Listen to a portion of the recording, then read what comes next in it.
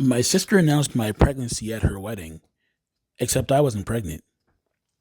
I've always had a complicated relationship with my sister, Emily. Growing up, she was the golden child, straight A's, cheer captain, always in charge of family events. And I was the afterthought.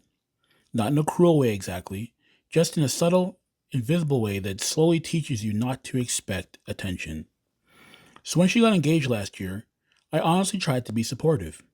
I helped with planning. I went to dress fittings. I even helped assemble those tiny handwritten place cards that no one actually looks at.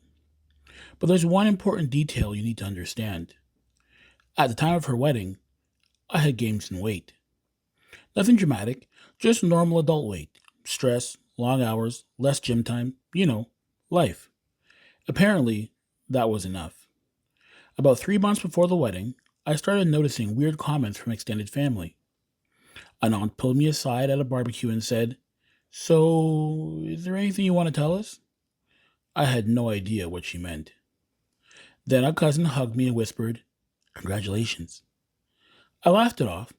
I thought maybe they were joking about something. They weren't. The rumor had already started quietly. Apparently, someone had told someone that I looked like I was glowing, and somehow that turned into, "I must be pregnant." Here's the part that still makes my blood boil. The person who started it? Emily. I found out later that she had casually mentioned to a few relatives that I might be expecting, but that it was early and not confirmed. Not confirmed? Because it wasn't real. When I confronted her privately weeks before the wedding, she brushed it off. "Oh my god, relax," she said.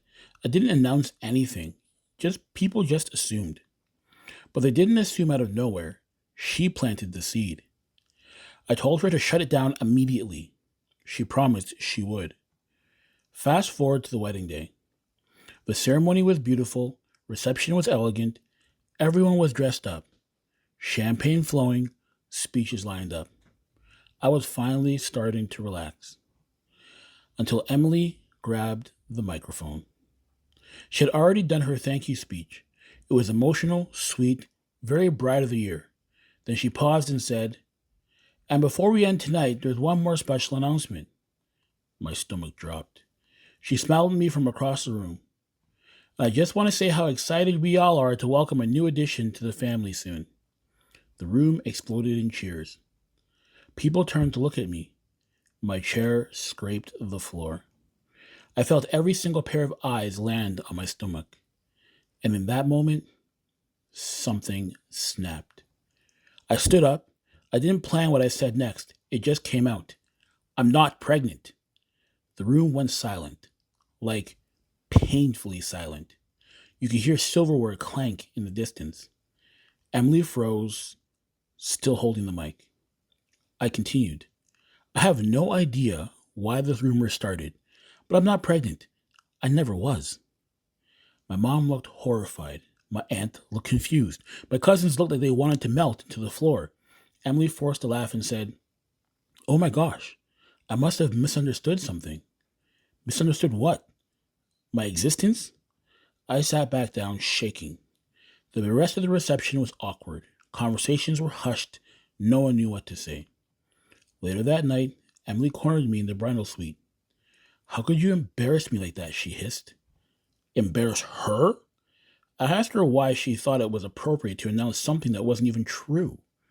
She said she had thought it would be cute, that it would add excitement to the night. I asked her if she ever once considered how humiliating it might feel for me to have a room full of people cheering about a pregnancy that didn't exist. She didn't answer. Instead, she accused me of being jealous, of trying to steal attention on her big day. That's when I realized something important. She didn't start the rumor because she thought I was pregnant. She started it because it gave her control over another narrative, because it allowed her to be the one delivering big family news, even if it wasn't hers. And when I corrected it publicly, she lost control. The next few weeks were tense. Some relatives apologized to me. A few admitted they had been confused but assumed it was true because Emily said it with confidence. Emily, however, doubled down. She told people I overreacted, that I should have laughed it off, that it wasn't a big deal. But here's the thing, it was a big deal because it wasn't just about pregnancy, it was about being used as a prop in someone else's spotlight. After that, I created distance. I stopped attending every family function. I stopped volunteering to help her with things. I stopped trying to earn approval that was never coming. And something strange happened. I felt lighter. Months later, at Thanksgiving, one of my cousins quietly told me, "You were right to shut that down." Apparently, more people saw what happened than I realized. Emily and I still talk, but it's surface level now. Polite, measured, because if someone is willing to rewrite your life for applause, you really can't trust them with anything real. And no, I'm still not pregnant.